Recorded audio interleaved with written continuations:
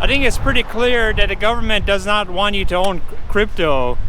Today, the government took action against Coinbase, said they're selling unregistered securities.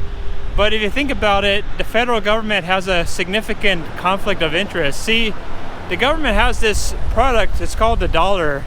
They don't really want any competing product. This is a situation almost as though you had to prove to Google that another search engine should be allowed. Hey, I don't know, your search engines aren't as good. The Google is just fine. We don't really need a competitor. So, just like a lot of people suspected, including the famous investor Jim Rogers, he thought that the government would eventually say, hey, you know what? We don't really like this crypto stuff. We don't want any competitor to the dollar. We believe that you should only be able to use the dollar. So, of course, the government created this kind of cockamamie argument that they're selling unregistered securities on Coinbase.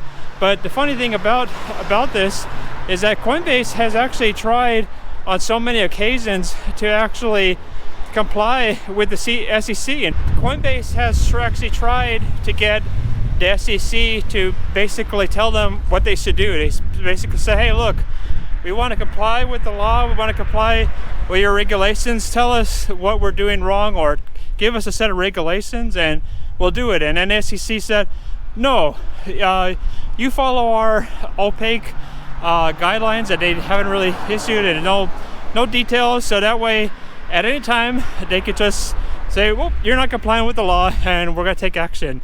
And so basically everybody knew that at some point in time the government is not going to like crypto because it is a competitor to their main product, the dollar. Everybody loves the dollar, right? Especially if you don't have a choice.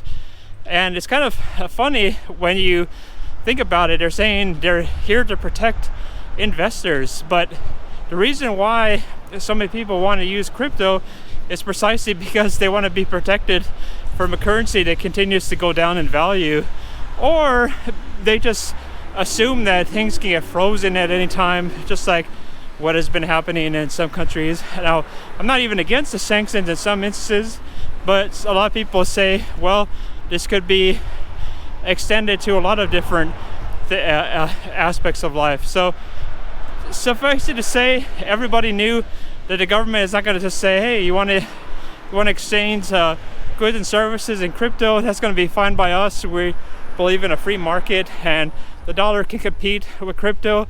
To me, this lawsuit by the SEC kind of shows the weakness of the dollar. If the dollar was so great, you wouldn't really need to have lawsuits to try to discourage competition. I think there's also been Operation Choke Point, where they kind of trying to get the banks to not deal with crypto exchanges and stuff like that. So what we're seeing is an effort to try to harm the crypto industry, but I don't believe that it will be successful. But there actually will be a wonderful opportunity, I think, by trying to squeeze crypto, because if crypto goes down a lot, it just means that when the bull market begins again, you'll be able to buy more of it at some point. Of course, at that point, it's an interesting question as to which exchange you'll be allowed to buy this stuff from. Right now, it's interesting because I think the SEC's official position is that Bitcoin is not really a registered security, so they're not too worried about that. So there are, like, for instance, Fidelity is even allowing people to buy crypto through that exchange. And if you're scared of Coinbase or anything like that, that's another outlet. What's interesting is I read a lot of what the government has said about Coinbase.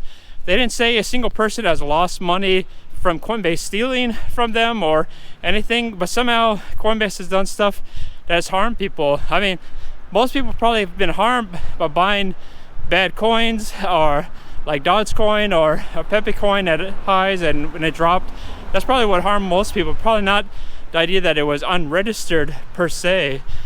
And so it's an interesting development out there. Now, you can expect that the government is going to do other crazy schemes like this, probably based upon the fact that they just don't want people exiting the dollar. Now, one presidential candidate, Ron DeSantis, has actually said he's going to be a pro Bitcoin candidate for office. And I believe Robert F. Kennedy as well. So it's interesting to see what will happen with regard to the crypto space. So click like, subscribe, and I'll see you in the next video. We'll see if crypto is able to survive this effort to regulate it out of existence.